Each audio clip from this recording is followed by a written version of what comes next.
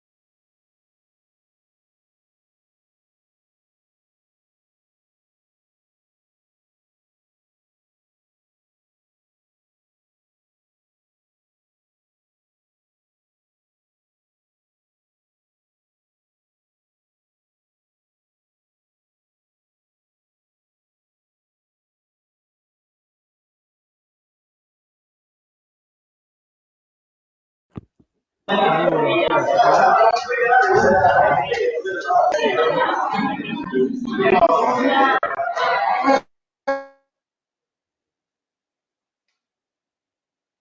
Muy buenos días a todos. Ahora sí, les doy la bienvenida a esta webinar que estará a cargo del ingeniero Martín Rodríguez. Mi nombre es Diego Bermúdez, en nombre del Instituto Argentino de Siderurgia. Yo soy del área de capacitación. Estamos aquí con esta serie de webinars que venimos dando desde hace un tiempo. Les agradecemos por estar aquí presentes participando el día de hoy. Antes de comenzar, les voy a dar algunas recomendaciones muy sencillas, ¿sí? Para que podamos llevar adelante la charla sin inconvenientes, ¿sí? Sin interrupciones. En primer lugar, les voy a solicitar a todos que por favor mantengan los micrófonos desconectados, ¿sí? Si no, vamos a tener estos sonidos que se escuchan de fondo por momentos, ¿sí? Que son bastante molestos. Así que les agradezco a todos, por favor, ahí tenemos a Omar, a Pablo, les pedimos que desactiven los micrófonos. ¿Sí? Pablo, te agradecemos, Omar también, desconectar el micrófono. ¿Sí? Le vamos a avisar una vez a cada uno de los que ¿Se el desconectó? micrófono. La segunda vez, lamentablemente, lo vamos a tener que sacar de la sala, ¿sí? Si no, no podemos llevar adelante la clase con normalidad.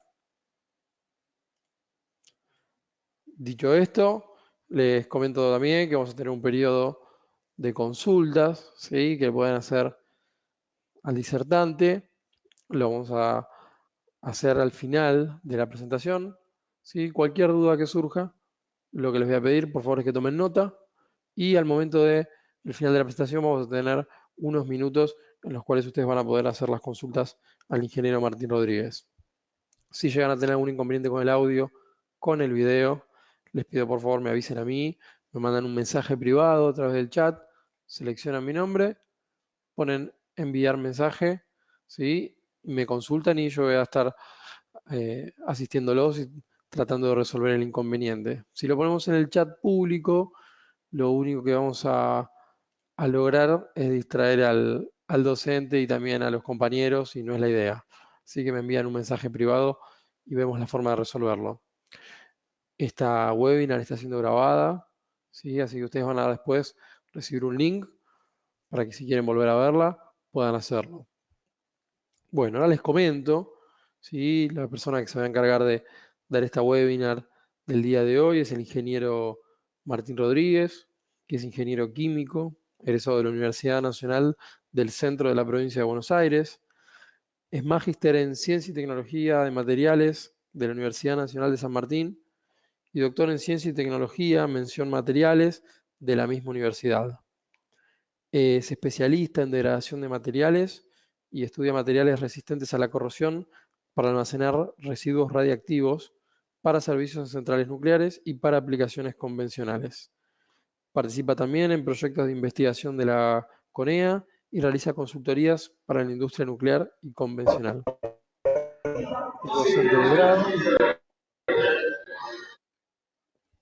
es docente de grado y posgrado del Instituto Sábato, dependiente de la Universidad de San Martín. Es investigador, perdón, de la Comisión Nacional de Energía Atómica e investigador adjunto de CONICET. También posee más de 25 publicaciones internacionales relacionadas a temas de corrosión. Bueno, ahora sí, Martín, ¿cómo estás? Buenos días. Hola, ¿qué tal? Buenos días, Diego. Buenos días a todos. Bueno, yo voy a ver si puedo conectar mi pantalla. No sé si puedo poner ya la pantalla mía o... A partir de ahora sí. Ahí te he pasado el Bien, control bueno, presentador. aquí les comparto pantalla. Hola. Te agradezco. Sí, ahí está. Le vamos a agradecer a Tomás y a Omar, por favor, dejen el micrófono así desconectado. Muy bien. Bueno, muchas gracias por la introducción. Aquí bueno, los saludo a todos. Les agradezco que se hayan unido a este webinar y les agradezco principalmente a la gente de IAS por permitirme, bueno, hacer esta presentación. Bueno, vamos a cerrar la cámara entonces. Ya nos hemos saludado. Y vamos a, bueno, dar por comienzo a este webinar. Quisiera que me verifiques, Diego, si se oye bien mi voz. Sí, creo que sí. Perfecto. Sí. Bueno, entonces vamos a empezar. Ahí está, bueno. Bueno, este webinar hemos organizado sobre corrosión galvánica. Vamos a explicar un poco en qué consiste la corrosión galvánica. Vamos a hablar de los fundamentos, vamos a hablar de casos y vamos a hablar de también cómo prevenirla. Muchas gracias. Bueno, nuevamente agradezco a la gente de IAS por esta convocatoria y a ustedes también por haberse unido. Este sería brevemente el temario que vamos a abordar en el día de hoy. Vamos a dar algunas definiciones sobre corrosión. Vamos a explicar por qué es relevante el estudio de la corrosión. Necesitamos introducir algunos conceptos de termodinámica y de cinética de la corrosión, como por ejemplo curvas de polarización también. Y bueno, una vez que hayamos introducido estos conceptos, vamos a abordar de lleno el tema de la corrosión galvánica, dando las definiciones, casos ilustrativos. Vamos a hablar de la serie galvánica, qué es, cómo se aplica, los diferentes criterios que hay para seleccionar materiales, qué es la corriente de par galvánico y el efecto de ciertas variables relevantes como la relación de áreas cátodo-ánodo, la conductividad del electrolito y finalmente vamos a hablar sobre la prevención. Bueno, ¿qué es la corrosión? La corrosión podemos definirla como la degradación de un material como consecuencia de su interacción con el medio que lo rodea. Esa sería una definición general de corrosión de materiales. ¿Por qué resulta importante que estudiemos la corrosión? Bueno, las fallas que causa la corrosión de materiales pueden tener diversas consecuencias, lesiones al personal y eventuales fatalidades, paradas de planta no programadas, contaminación ambiental y todo lo anterior está asociado con costos muy elevados. Hablando de costos, los últimos números que tenemos son de un estudio del año 2016, estudio Impact de NACE International, que ustedes se pueden bajar gratuitamente de la página de NACE, es muy interesante si lo quieren leer. Nos dice que el costo global de la corrosión es del orden del 3,4% del Producto Bruto Nacional Mundial. Esto equivale a 2,5 billones de dólares. El 58% de ese costo le corresponde al sector de la industria, el 36% al sector de servicios y un 6% al sector de la agricultura. Con los conocimientos que tenemos actualmente de prevención de la corrosión de materiales, se estima que podemos ahorrar entre un 15 y un 35% de ese costo, se podría ahorrar. ¿Por qué ocurre la corrosión? Bueno, ustedes saben que yo he tomado como ejemplo aquí el acero, el carbono o el hierro. Nosotros lo encontramos en la naturaleza como un mineral y tenemos que entregarle energía para obtener el metal. Luego ese metal espontáneamente va a tratar de volver a la forma oxidada, que es la forma del mineral en la cual se encuentra en la naturaleza, liberando energía en un proceso espontáneo. Dado que es un proceso espontáneo, va a ocurrir en la gran mayoría de los metales de forma natural.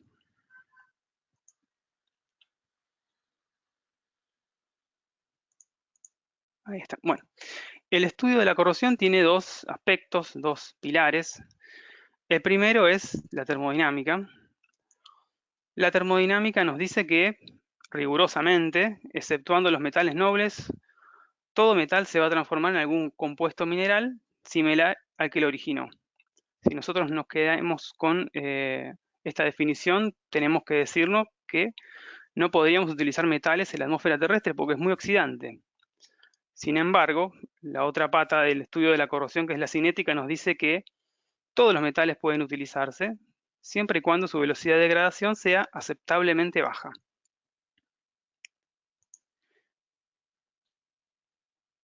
¿Qué estudia entonces la corrosión? Estudia la velocidad con que se degradan los materiales y la forma en que esta velocidad puede controlarse. Aquí les puse sobre la derecha 3 ejemplos que tratan de ser lo más diversos posibles. Por un lado, tenemos unas cañerías que transportan un fluido que han sufrido incrustaciones microbiológicas. Acá tenemos casos de corrosión microbiológica. Una estructura de hormigón que ha sufrido corrosión de sus armaduras y un implante de cadera. Para ilustrar esto, aquí me pone que no se ve. A ver. Yo estoy compartiendo mi pantalla. Creo que debería verse. Bueno, dado que es un estudio multidisciplinario, interdisciplinario, participan químicos, físicos, metalurgistas, ingenieros, biólogos, biotecnólogos, médicos, veterinarios, odontólogos. Prácticamente todos están invitados a estudiar la corrosión desde su disciplina o aportar lo suyo. Bueno, vamos a introducir un poco la corrosión electroquímica, dado que los problemas de corrosión galvánica son un tipo de corrosión electroquímica. La corrosión electroquímica se caracteriza porque tenemos la presencia de un electrolito que en general es una solución acuosa y se diferencia de la corrosión química o seca o a alta temperatura.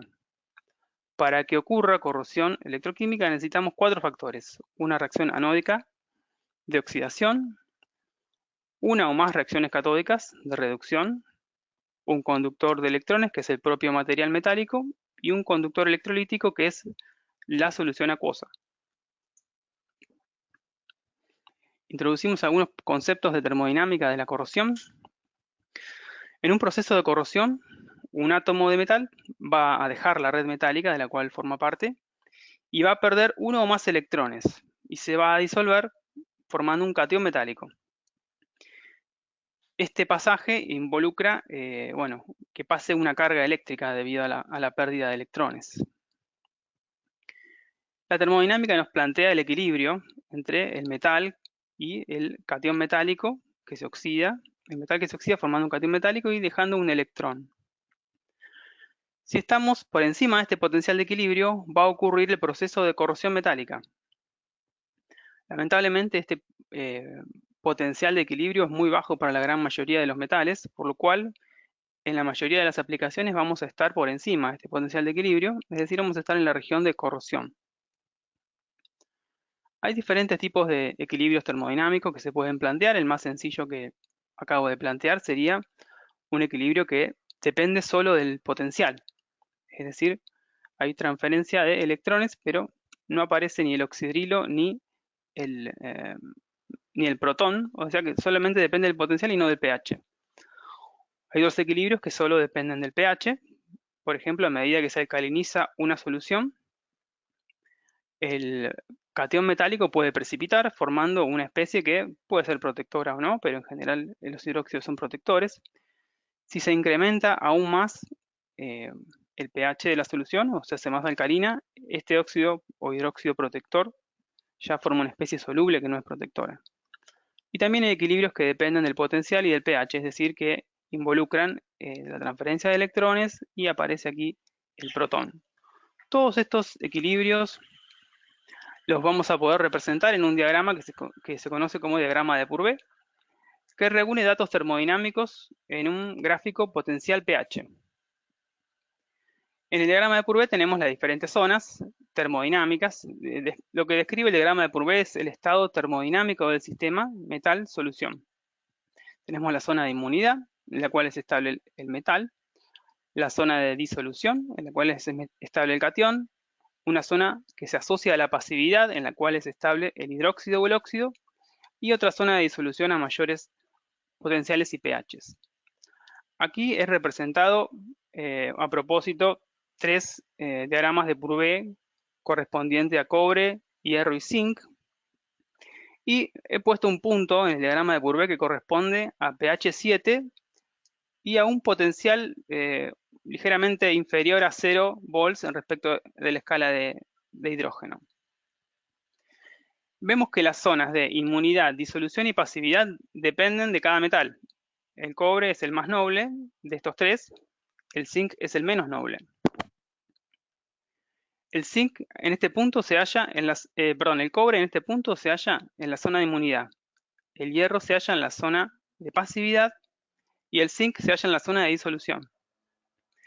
Este ejemplo, bueno, nos muestra que dependiendo de cada metal, vamos a estar en una zona diferente.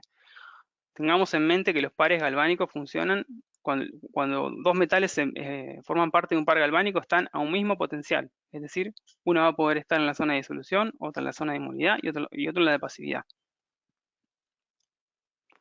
¿Qué puedo hacer con esa información?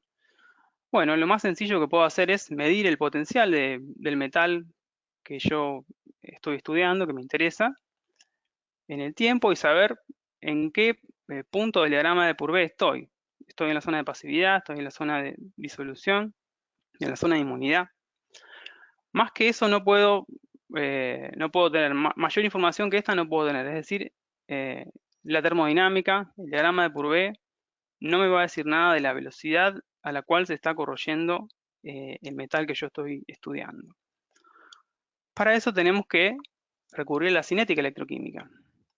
La ley de Faraday nos indica que la velocidad de una reacción electroquímica es proporcional a la corriente eléctrica que circula. Según la convención que utilizamos los electroquímicos, la corriente anódica, que es la corriente de corrosión, va a ser positiva, mientras que la corriente catódica de reducción va a ser negativa.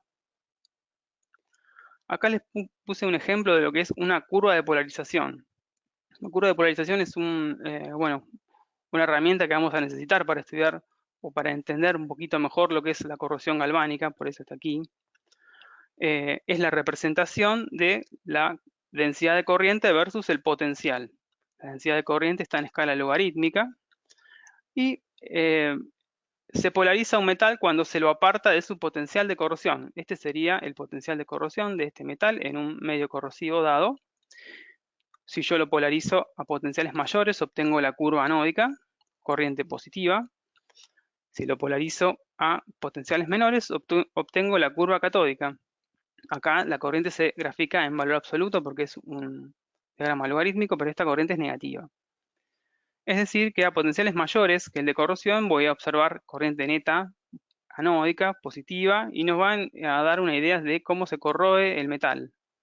Y a potenciales menores vamos a observar las reacciones catódicas del medio corrosivo que ocurren sobre el metal. Son las preponderantes, digamos. Bueno, entramos de lleno en la corrosión galvánica. Aquí he seleccionado algunos ejemplos que encontré en la literatura de metales disímiles en contacto y que prestan servicio en un medio corrosivo. Fíjense que en ninguno de estos casos estos metales están inmersos en un medio corrosivo, sino que es la propia humedad del ambiente la que actúa como electrolito. Puede ser aquí, en este caso, una pérdida de agua que forme el electrolito, pero si no, la propia humedad ambiente es suficiente como para actuar de electrolito, no necesitamos que esté saturada de humedad el ambiente. Con un 50% de humedad ambiente ya se forma una película de humedad que hace posible los productos de los procesos de corrosión electroquímica. Vamos a definir entonces la corrosión galvánica o bimetálica como aquella que ocurre cuando dos metales disímiles se ponen en contacto eléctrico en presencia de un electrolito. El metal menos noble, es decir, el que tenga menor potencial de corrosión o de circuito abierto, va a actuar como ánodo y se va a disolver a una velocidad mayor que si estuviera aislado. El metal más noble, es decir, aquel que tenía mayor potencial de corrosión o de circuito abierto, va a ser cátodo y se va a proteger de la corrosión. Decimos entonces que se forma un par o cupla galvánica. ¿Cuáles son las condiciones para que ocurra la corrosión galvánica? Bueno, que haya materiales metálicos disímiles en contacto eléctrico y que haya un electrolito. Ese electrolito debe estar en contacto con ambos metales. Si está en contacto con uno solo, no se forma el par galvánico. Aquí he seleccionado algunos ejemplos, algunos son errores de selección de materiales bastante groseros, otros no tanto. Fíjense, aquí tenemos un tornillo de acero inoxidable con una arandela de acero al carbono cadmiado. Una vez que el cadmio, que es el metal de sacrificio, se disolvió completamente, sigue corroyéndose el acero, el carbono que está debajo. Aquí tenemos un eje de acero inoxidable con esta ruedita de aluminio. El aluminio es el que lleva la peor parte aquí porque es el menos noble. Y este caso, bueno, es un error bastante grosero, un tornillo de aleación de cobre con una tuerca de acero al carbono que, bueno, se corroyó preferencialmente por este efecto galvánico. Aquí hay dos ejemplos que involucran al acero galvanizado en un sistema de agua potable caliente después de servicio de entre 3 meses y 1 año. Este orificio que se ve aquí es donde estaban unos remaches de cobre. El cobre es más catódico, diríamos, es más noble, perdón, es más anódico, más noble que el acero galvanizado. Bueno, lo que se corroyó aquí fue el acero galvanizado y se cayó directamente el remache de cobre. En este caso tenemos una tubería que tiene depósitos de cobre. ¿Por qué? Bueno, porque evidentemente aguas arriba tenemos un componente que en la caldera que está hecho de cobre y que se corroe, y aguas abajo se deposita por diferencias de potenciales electroquímicos. Una vez que se deposita el cobre, actúa como un eficiente cátodo que produce la corrosión del acero galvanizado. Aquí ya, bueno, el acero galvanizado tiene un recubrimiento de zinc que se perdió completamente, porque aquí lo que vemos son óxidos férricos, óxidos rojos de hierro. Aquí tenemos dos casos que involucran aluminio como ánodo. En este primer caso, un error también un poco grosero de selección de materiales, porque se construyó una pava con una base de aluminio y laterales de acero inoxidable. Bueno, que en 3 meses ya presenta picaduras. Y por otro lado tenemos, bueno, un marco de aluminio con bisagras de bronce en la atmósfera industrial luego de 10 años. Por supuesto, el aluminio se lleva la peor parte porque es el metal más activo. Este ejemplo corresponde a una planta de desalinización de agua en Medio Oriente, desalinización por evaporación flash. Inicialmente los tubos y las placas se habían fabricado de aleación de cobre y las cajas de agua y las cañerías se fabricaron originalmente de acero al carbono. Bueno, esta planta desaliniza agua de mar. Entonces las cajas se corroyeron muy rápidamente por corrosión galvánica. Aquí vemos cómo quedó esta parte en muy poco tiempo, por lo cual debieron ser cambiadas por otras de aleación cupro-níquel. Este ejemplo es muy gráfico realmente porque habla de la magnitud de los problemas de corrosión galvánica. Corresponde a barcos de carga con sistemas de enfriamiento que utilizan agua de mar. Inicialmente una empresa había construido estos sistemas de enfriamiento para los barcos utilizando cañerías de acero galvanizado y válvulas con cuerpo de fundición y vástago de bronce. Debido a la corrosión, estas cañerías se cambiaban cada 1 o 2 años.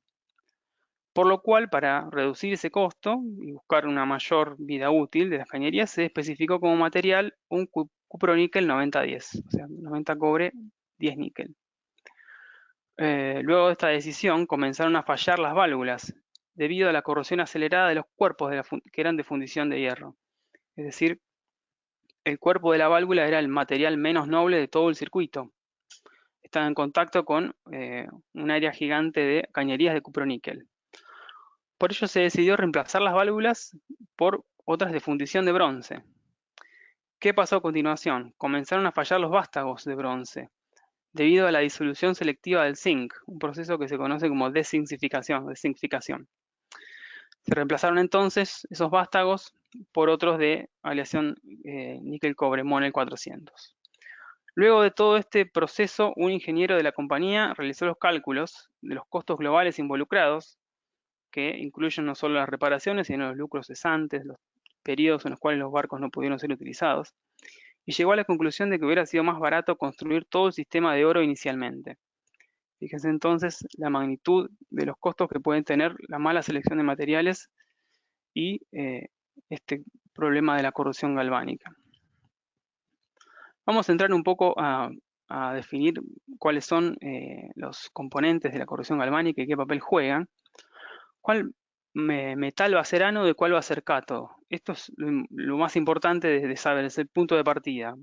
El material que oficie como ánodo se va a corroer a una mayor velocidad que cuando estaba aislado, y el cátodo se va a proteger. Entonces, ¿cómo podemos predecir la nobleza relativa de un material metálico con respecto a otro? Esto se puede realizar muy fácilmente midiendo los potenciales de corrosión o potenciales de circuito abierto de los materiales en el medio de interés. Aquel material que tenga un mayor potencial de corrosión es el más noble y va a actuar como cátodo. El que tenga un menor potencial de corrosión es el más activo y va a actuar como ánodo. Existe una herramienta muy conocida y muy utilizada que es la serie galvánica, que establece la nobleza relativa de los materiales de relevancia tecnológica en agua de mar. Esta serie está publicada en una norma STM, la G82, y ya tiene unos cuantos años, pero se sigue utilizando. Aquí les presento entonces la serie galvánica, donde pueden ver los potenciales de corrosión de los diferentes materiales, en este caso respecto de un electrodo de referencia que es el de calomel saturado. Fíjense que los potenciales de corrosión más altos corresponden a platino, grafito, aleaciones de níquel, titanio, aleaciones de algunos aceros inoxidables, y los más bajos son de los metales típicamente utilizados como ánodos de sacrificio, el magnesio, el zinc, las aleaciones de aluminio, el cadmio, el berilio. Esta serie galvánica es válida estrictamente para agua de mar, con una velocidad de flujo de entre 2,4 y 4 metros por segundo, y a una temperatura entre 5 y 30 grados. Se ha generalizado su uso a veces de forma incorrecta. Hay variables que son muy importantes y que deben tenerse en cuenta, que no son las que, cuando difieren de lo reportado en los ensayos para hacer la serie galvánica. Por ejemplo, variaciones de temperatura, de concentración de oxígeno, el efecto del cloro y la presencia de biofilm puede afectar mucho los valores del potencial de corrosión en agua de mar e incluso puede cambiar la tendencia relativa. Fíjense, aquí se ve el efecto de la temperatura. Cuando se aumenta la temperatura de 30 a 70 grados, los potenciales de corrosión de los metales bajan. En este caso son todos aceros inoxidables y una aleación de níquel del orden de 400 milivolts.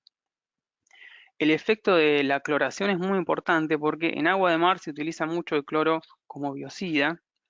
Y fíjense que en presencia de solamente 0,5 partes por millón de cloro, que puede ser una cantidad residual de cloro, el acero inoxidable ya pasa a ser más noble que el titanio y que esta aleación de níquel, y por supuesto mucho más noble que estas aleaciones de cobre. Otro efecto muy importante es la concentración de oxígeno a medida que nos sumergimos en las profundidades del mar, como pueden ser algunas aplicaciones offshore. Tenemos que la concentración de oxígeno va disminuyendo mucho y el potencial de corrosión de los metales, por ejemplo del acero inoxidable, depende fuertemente de esa concentración de oxígeno. Fíjense que estamos hablando de partes por billón, concentraciones muy bajas de oxígeno. Entonces hay que tener cuidado con el uso generalizado de la serie galvánica. Tenemos entonces que la diferencia entre los potenciales de corrosión de dos metales disímiles es una medida de la fuerza impulsora de la corrosión galvánica. Es decir, yo puedo hacer la diferencia entre el potencial del metal más noble y del metal menos noble, obteniendo este delta. Sin embargo, esta fuerza impulsora no es una medida de la velocidad de corrosión del ánodo del par galvánico. Es decir, yo no puedo decir que cuanto mayor sea esa diferencia entre dos metales, más se va a corroer el metal que actúa como ánodo. Lamentablemente eso no es así. Por otro lado, como hemos visto en el ejemplo anterior, este delta de potenciales de corrosión en agua de mar, que es el que nos informa la serie galvánica, no es necesariamente similar al que se presenta en otros medios. Ni hablar si hablamos de medios ácidos, otro tipo de medios que no tienen nada que ver con el agua de mar. La serie galvánica entonces no nos brinda información cinética. Sí nos dice qué material va a ser el cátodo y qué material va a ser el ánodo en un par galvánico expuesto a agua de mar en las condiciones en las cuales fue determinada. ¿Cómo hago la selección de materiales entonces? Imagínense que tenemos que seleccionar un material para estar en contacto con el aluminio. Y tenemos dos candidatos, los aceros inoxidables y las aleaciones de titanio. Si tomamos el criterio de la serie galvánica, deberíamos decir, bueno, aquellos metales que estén más cercanos en la serie galvánica deberían presentar una mejor performance, porque la fuerza impulsora es menor. Sin embargo, cuando se mide la corriente que drena entre ambos metales, es decir, la corriente de par galvánico, que nos va a dar una idea de la cinética, se halla que, por el contrario, la corriente del par galvánico titanio-aluminio tiene una corriente mucho menor que el par acero inoxidable aluminio. Por lo tanto, yo debiera elegir titanio y no acero inoxidable para estar en contacto con el aluminio en condiciones de agua de mar, digamos. Utilizando este criterio, se realizó la selección de materiales para los bujes de alas de aviones de caza F-18.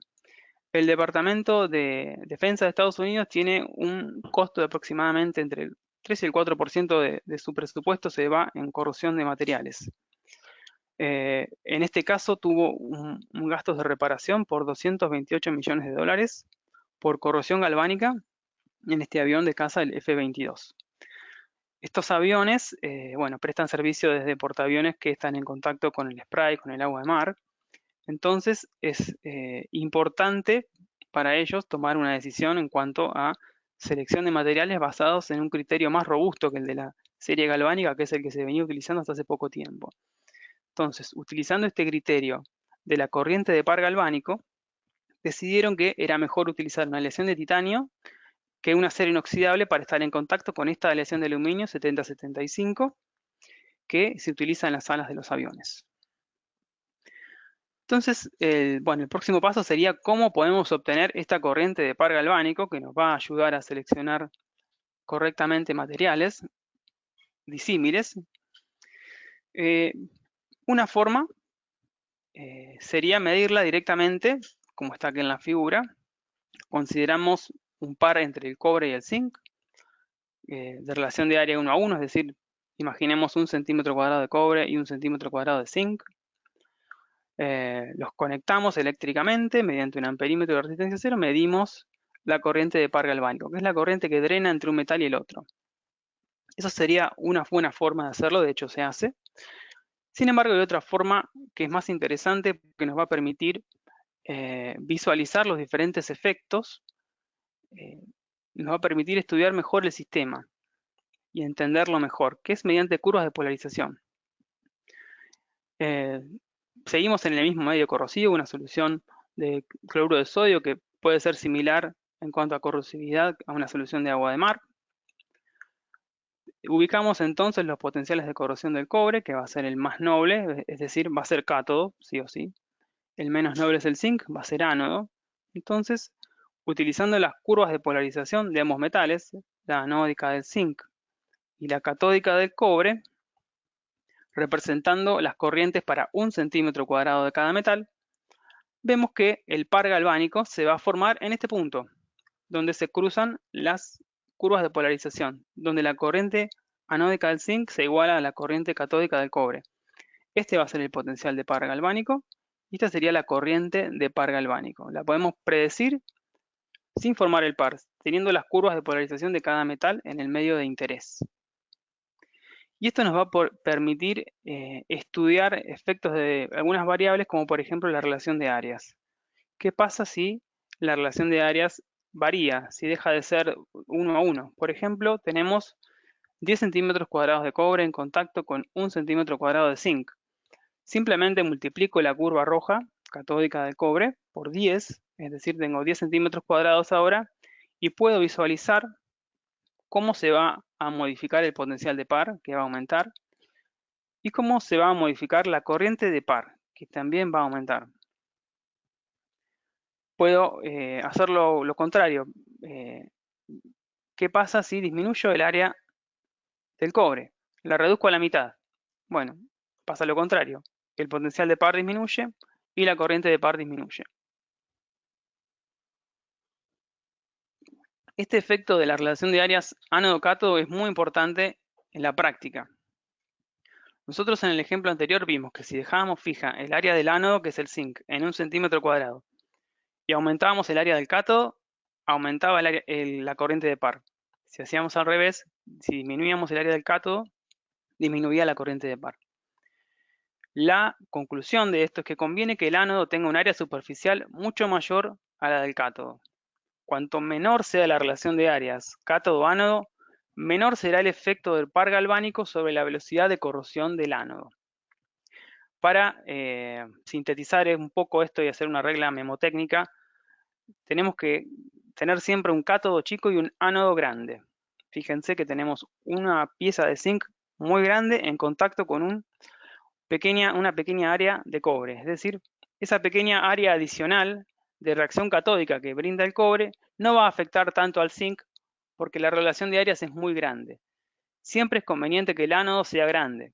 En un material, por ejemplo, en una soldadura, siempre tiene que ser el cordón de soldadura, tiene que ser catódico, porque va a oficiar de cátodo frente a todo el resto de la pieza, si es una tubería, lo que sea, que va a tener una mayor área. Entonces, esa mayor área tiene que ser siempre el ánodo. Vamos a avanzar un poquito más y entender qué es lo que sucede al potencial de par. El cobre no se corroe al potencial de par. ¿Por qué? Porque ese potencial de par galvánico es mucho menor que el potencial de corrosión del cobre. Vamos a la diapositiva siguiente. Fíjense, este es el potencial que tiene el cobre cuando está aislado del zinc. Cuando yo lo contacto con el zinc, se forma el par galvánico y disminuye su potencial unos cuantos cientos de milivolts y está en zona de inmunidad. O sea, no se va a corroer en absoluto el cobre, perdón. En cambio, el zinc tiene que soportar una corriente catódica que va a duplicar la que tiene a su potencial de corrosión, porque el área catódica se ha multiplicado por 2. Comparemos entonces la situación para el zinc. Cuando estaba aislado tenía 1 centímetro cuadrado de área sobre la cual ocurrían las reacciones anódicas y las catódicas.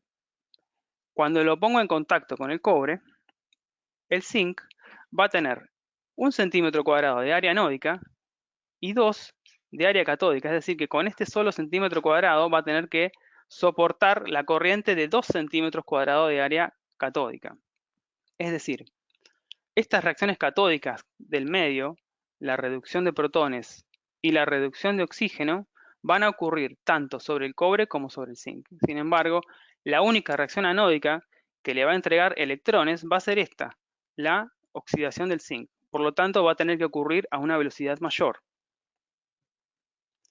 Analicemos entonces con las curvas de polarización cuáles serían las reacciones anódicas. Yo las superpuse, las reacciones anódicas. Esta sería la del zinc que pasa a zinc más 2 y esta sería la del cobre que pasa a cobre más.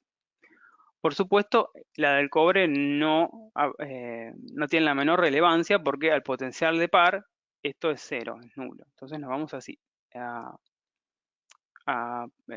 centrar en la única reacción anódica importante que ocurre, que es la del zinc. Vamos a ver entonces qué pasa con las reacciones catódicas. Hay dos reacciones catódicas que aparecen siempre porque el oxígeno se disuelve en los electrolitos acuosos, entonces aparece esta corriente de límite de difusión de oxígeno que no depende del potencial. Y por otro lado tenemos la reducción de protones a hidrógeno, que sí depende fuertemente del potencial y que aumenta para potenciales mucho más bajos.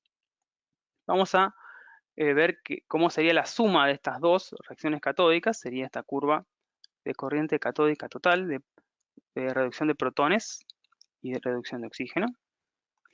Y yo dije que estas reacciones ocurren tanto sobre el zinc como sobre el cobre. En la realidad no necesariamente tienen que ocurrir a la misma velocidad las reacciones catódicas sobre los dos metales, pero por simplicidad vamos a suponer que es así. Esto es rigurosamente cierto para la reacción de reducción de oxígeno porque está controlada por difusión, o sea, va a ser igual sobre cualquier metal, pero no es cierto para la reacción de reducción de protones, que depende mucho de sobre qué superficie ocurre. Entonces vamos a multiplicar por 2 esta curva naranja de trazos. Obtenemos la corriente catódica total por 2. ¿Por qué? Porque ocurre sobre 2 centímetros cuadrados, uno de zinc y otro de cobre. Y sin embargo, 1 centímetro cuadrado de zinc va a tener que soportar esto. Hagamos un zoom sobre la parte de interés. Tenemos el potencial de par y la corriente de par. ¿Cuál va a ser la corriente de corrosión del zinc al potencial de par? Bueno, va a ser esta que está marcada aquí, al mismo potencial de par, en la intersección de la curva de corriente catódica total por 2 y la curva del zinc, de oxidación del zinc. Como ven, lo realmente notable de acá, lo que hay que tener en cuenta, es que la corriente de corrosión del zinc es mayor aún que la corriente de par. Esto es importante, ¿por qué? Porque yo puedo acceder fácilmente a conocer la corriente de par, pero tengo que tener en cuenta que esa corriente de par es la cota inferior o el límite inferior para la corriente de corrosión del material que oficia de ánodo, es decir, del zinc. Entonces, repasemos. La corriente de corrosión del material que oficia de ánodo es siempre mayor que la corriente de par. La corriente de par es un límite o cota inferior para esa corriente de corrosión del ánodo. No obstante, esta corriente de par es importante. ¿Por qué? Porque nos brinda una buena idea de la velocidad de corrosión del material anódico del par galvánico y de su funcionalidad con variables relevantes, como es la temperatura, el pH, la concentración de agresivos, etc.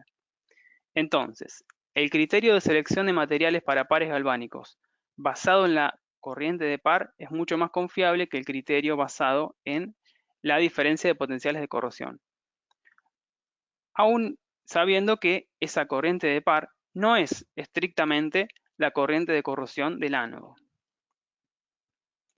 Vamos a resolver entonces con estos conceptos que hemos desarrollado un pequeño problema de escritorio. Digamos, si tengo que seleccionar hierro o cobre para que esté en contacto con zinc en una solución de agua, como si fuera agua de mar o agua salina, cloruro de sodio. Vamos a comparar los dos criterios, el criterio de las diferencias de potenciales de corrosión y el criterio de la corriente de par. Tenemos entonces el potencial de corrosión para los tres metales, zinc, hierro y cobre.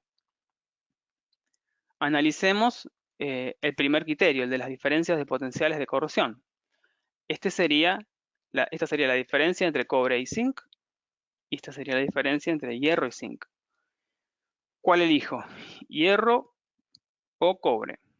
Bueno, el que tiene menor diferencia de potenciales de corrosión, según este criterio, debería elegir entonces hierro. ¿Qué pasa entonces si consideramos el otro criterio? El criterio de la corriente de par. Necesito entonces otra curva de polarización catódica, que es la curva de polarización del hierro en la misma solución. Entonces voy a buscar las intersecciones de las curvas y voy a tratar de determinar las corrientes de par galvánico para cada par. El par que ya conocíamos, cobre-zinc, tiene esta corriente de par galvánico, sería 2035 microamperes aproximadamente. Y el par galvánico hierro-zinc tiene una corriente de par mayor, 50, un poquito más. Vamos a hacer un zoom en la parte que nos interesa. Aquí está claro que el par galvánico hierro-zinc tiene una corriente de par mayor que el par galvánico cobre-zinc. Por lo tanto, según este criterio de la corriente de par galvánico, yo debiera elegir cobre y no hierro para poner en contacto con zinc en esta solución, porque la corriente de par del cobre es menor. Fíjense entonces la diferencia que hay entre los dos criterios y cómo este criterio viejo, el que está asociado a la serie galvánica, que está asociado a la diferencia de potenciales, nos puede llevar en muchísimos casos a tomar decisiones que no son las adecuadas. Vamos a ver un efecto más que es importante para la corrosión galvánica, que es el efecto de la conductividad del electrolito. Esto es algo que se observa experimentalmente. En medios de baja conductividad, es decir, si en vez de agua de mar tuviéramos agua más pura, un agua de la canilla, algo con menor conductividad, se observa que el daño por corrosión galvánica está restringido a las zonas cercanas al contacto entre los metales. Fíjense en este esquemita, la parte del metal menos noble que sufre corrosión es solamente la que está más cercana al metal más noble. Esto se debe a un efecto óhmico y se puede explicar también utilizando las curvas de polarización. Fíjense, este punto de la corriente de par corresponde a el punto de contacto entre el metal más noble y el menos noble.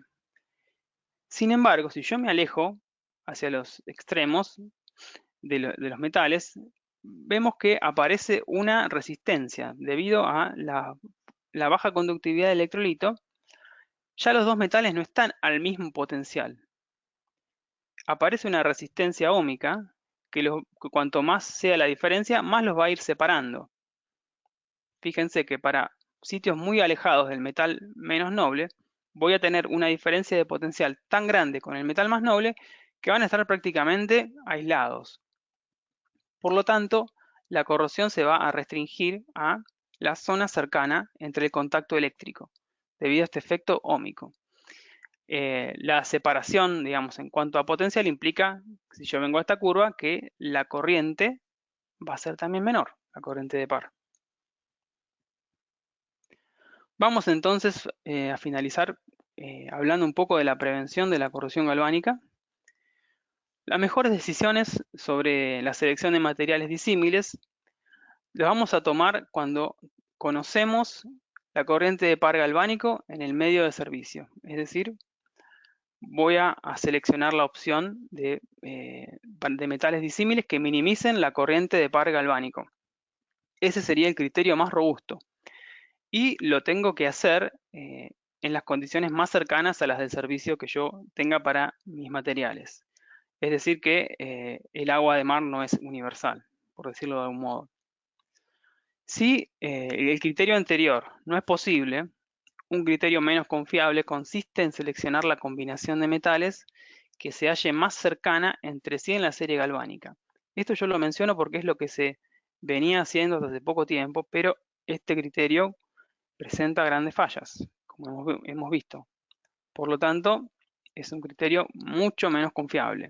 Lo que sí nos va a decir la serie galvánica, lo que sí nos va a decir la medición de potenciales de corrosión es qué metal va a ser ánodo y qué metal va a ser cátodo del par galvánico, pero no nos va a decir nada sobre la corriente de par ni sobre la velocidad de corrosión del ánodo. Tenemos que evitar también efectos de áreas desfavorables. Tenemos que evitar que el ánodo sea pequeño y que el cátodo sea grande. Es decir, el material que oficie de ánodo debe tener un área mayor que el material catódico del par galvánico. Otra forma de prevención sería aplicar recubrimientos en la zona anódica del par galvánico, es decir, en el metal menos noble. aislar los materiales para que no se forme el par galvánico. En cañerías se suele aislar con un carrete de material plástico o de un material metálico con un recubrimiento interno.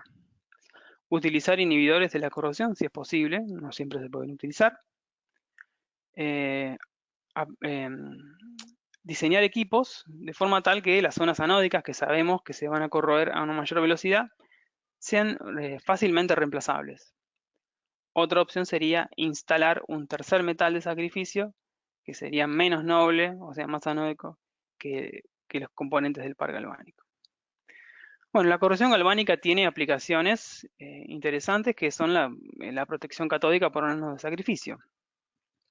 En el caso de, bueno, una tubería enterrada se puede proteger con un ánodo de sacrificio de magnesio. En estructuras en agua de mar, bueno, en un barco se utilizan ánodos de sacrificio. En, bueno, plataformas offshore se utilizan ánodos de sacrificio también. Es decir, que tiene aplicaciones interesantes más allá de el problema de corrosión galvánica, tiene aplicaciones en métodos anticorrosivos. Bueno, les agradezco mucho su atención, que hayan seguido mi charla y bueno, quedo atento a las preguntas que pueda haber. Muchas gracias. Muchísimas gracias, Martín. Bueno, ahora si quieren, en este momento sí pueden habilitar sus micrófonos. Los que no tengan micrófono pueden hacer las consultas utilizando el chat.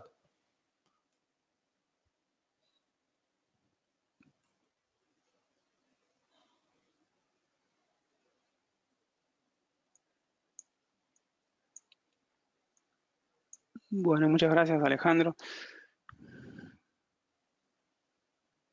Espero que les haya resultado, bueno, la idea era que aquel que no supiera nada aprendiera algo y aquel que supiera que se llevara aunque sea un poquito. Esa fue mi idea para cuando preparé el webinar. Sí, buen día, ¿qué tal, Martín? ¿Se puede hacer una pregunta? Sí, buen día, ¿quién habla? ¿Qué tal? Buen día, Carlos Brambilia es mi nombre, IPF. ¿Qué tal? Sí. ¿Qué tal? Quería consultarte con respecto a los métodos de prevención que mencionaste. Nosotros, bueno, utilizamos la aplicación de revestimientos. ¿Hay alguna limitación o alguna sugerencia respecto a tipos de revestimiento y espesores mínimos? Bueno, eso depende del caso particular de qué es lo que estás protegiendo, ¿no? Qué metal estás protegiendo. Y, o sea, lo importante es que ese revestimiento evite el contacto galvánico, ¿no? Que evite que haya contacto metal-metal entre los dos metales disímiles. Ok. O sea que directamente, digamos, una película que evite esa circulación de corriente sería suficiente. Sí.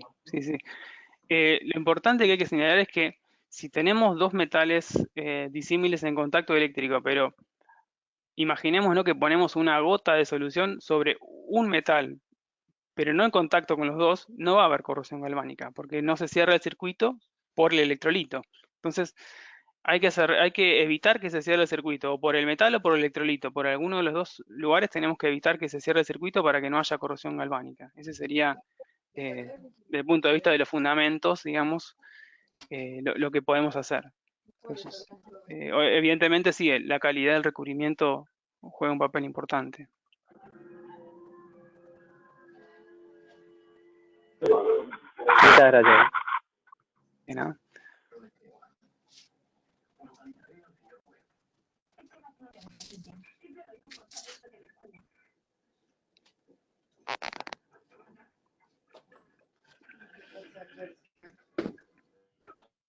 Bueno, ahí pregunta Santiago Yarri si se va a enviar el audio. Sí, vamos a enviar el video completo de la presentación. Bien, ahí estoy buscando preguntas, a ver si... Es una de Gonzalo Porta. A ver, ¿dónde está? Sí, ¿qué característica debe tener la curva de polarización del ánodo de sacrificio para poder seleccionarla? Bueno, El ánodo de sacrificio, en este caso, una de las cosas más importantes del ánodo de sacrificio es que se tiene que disolver en forma homogénea, es decir, en forma generalizada. Eso no siempre te le da la idea a la curva de polarización. No tiene que sufrir, por ejemplo, corrosión intergranular, no se tienen que desprender los granos del metal de sacrificio porque eso implica que se degrade sin que nos dé la corriente, digamos. No se tiene que pasivar el metal de sacrificio. Y bueno, en general depende de cada aplicación qué metal de sacrificio se utiliza, pero no son metales puros, sino aleaciones que diseñan los fabricantes, digamos, para que cumplan con esos requisitos.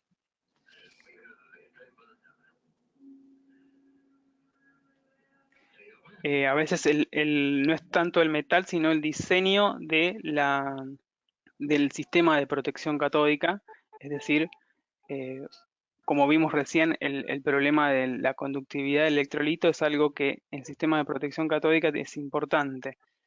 Si tenemos agua de mar vamos a tener una muy buena conductividad, pero en suelos, por ejemplo, la conductividad puede ser muy baja y a veces la protección catódica no es suficiente por eso. No sé si... ¿Qué tal, Martín? Hola, sí.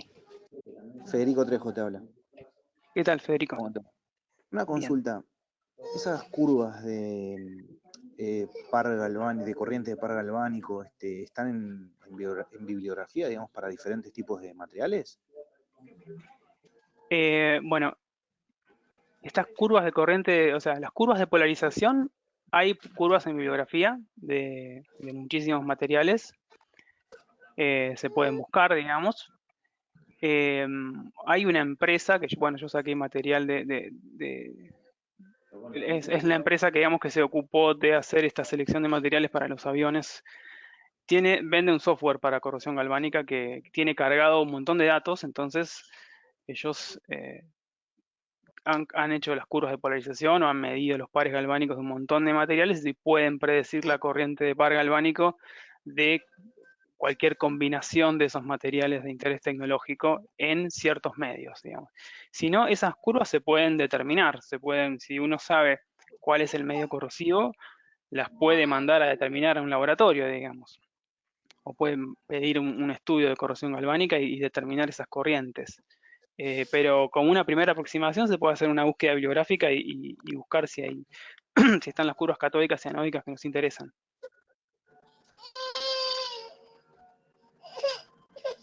Ok, gracias, Martín. De nada.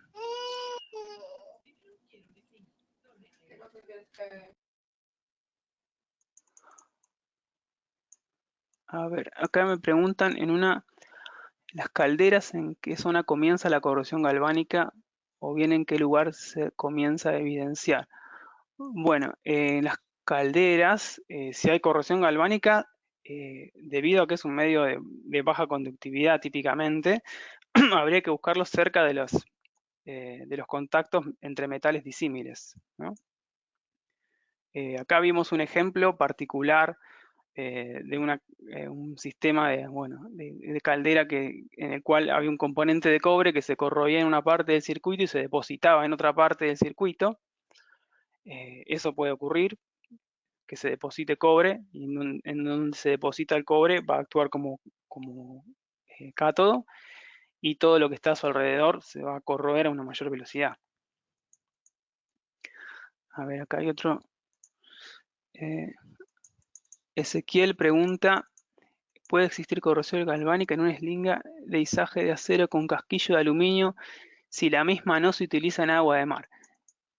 Como puede ocurrir si está en contacto con un electrolito, si se moja, por ejemplo, podría llegar a ocurrir. Si se utiliza en una zona con mucha humedad atmosférica, podría llegar a ocurrir. Habría que ver particularmente, sí. Es el problema del agua, históricamente la corrosión galvánica se estudió en agua de mar, pero puede ocurrir en otros medios. Sí. No quiere decir que vaya a ocurrir, eso. bibliografía sobre el tema. Bueno, hay una bibliografía que está citada acá en el webinar, que es un libro de Robert Francis, de NACE International. Eso creo que es una muy buena referencia, sería esa. Bueno, muchas gracias a todos los que me agradecen por la presentación. Yo les agradezco que se hayan unido. Bien. Si te parece, Martín, no sé si queda alguna Sí. consulta ahí. Si queda alguna, si querés respondemos la última y ya ahí vamos dando por finalizada la webinar al día de hoy. Aprovecho para recordarle a todos que les vamos a enviar esta presentación, le vamos a enviar vía mail un link, ¿sí? Le vamos a enviar también para aquellos que quieran profundizar un poco más en todos estos temas, ¿sí? Le vamos a enviar el programita del curso que se va a estar desarrollando los días 21 y 22 de noviembre sobre corrosión en la industria en nuestra sede de San Nicolás y que lo va a estar dictando el ingeniero Martín Rodríguez. ¿Te parece, Bueno, Martín? muchas gracias.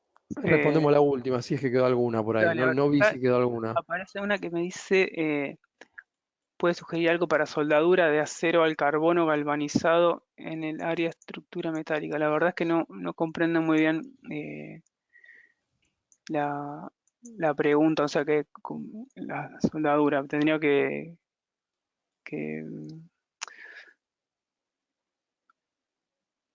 sería soldar un acero que ya está galvanizado. Esa sería la pregunta. La verdad es que no te puedo responder algo que no. No A sé ver si si la hay alguna persona que hizo la otra. pregunta, si tiene posibilidad de habilitar un micrófono. Sí, ahora estoy por ahí. acá. Hola, Martín. Sí, hola, ¿qué tal? Cristian, te habla. Sí, para soldar estructuras metálicas que ya están galvanizadas. Hay aplicaciones que toca hacer eso. No sé si puedes sugerir algo, porque es muy complejo soldar cuando ya está galvanizado el zinc y todo eso. Hay muchas veces que rechaza el electrodo. Ahí está la Claro, pregunta. habría que ver cómo se realiza esa soldadura, con material de aporte, cómo. Y puede ser con electrodo revestido, con SMAU. Sí. Está bien. Lo que sucede es que si esa soldadura va a ser hierro, digamos, no va a estar no va a estar cubierta por el zinc del acero galvanizado.